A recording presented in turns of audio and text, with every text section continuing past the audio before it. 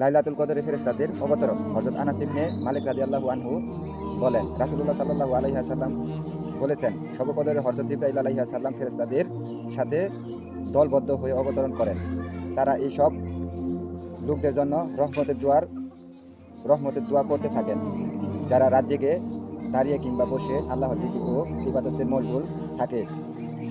তারপর রমজান গত হয়ে যখন ঈদুল ফিতরে আসে, তখন আল্লাহ তাআলা শ্রেহবান্দাদের নিয়ে ফেরেশতাদের সামনে গর্ববোধ করেন, কেননা তারা সৃষ্টি আদির লঙ্গে বিরোধিতা করেছিল।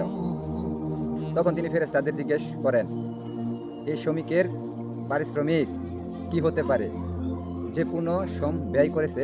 তারা বলবে, তাদের প্রতিদান হলো পূর্ণরূপে পারিশ্রমিক দিয়ে দেওয়া। তখন আল্লাহ তাআলা বলেন, হে আমার ফেরেশতাগণ, আমার বান্দা ও আমার বান্দিরা তাদের প্রতি অর্পিত দায়িত্ব পালন করেছে।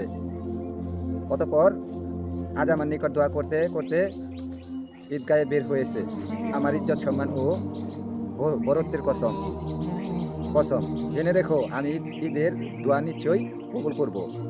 তারপর বলেন, তোমার ঘরে ফিরে যাও, নিশ্চয়ই আমি তোমাদের ক্ষমা করে দিলাম। রাসূলুল্লাহ সাল্লাল্লাহু আলাইহি ওয়াসাল্লাম বলেন, অতঃপর তারা বাড়ি ফিরে ক্ষমাপ্রাপ্ত হয়ে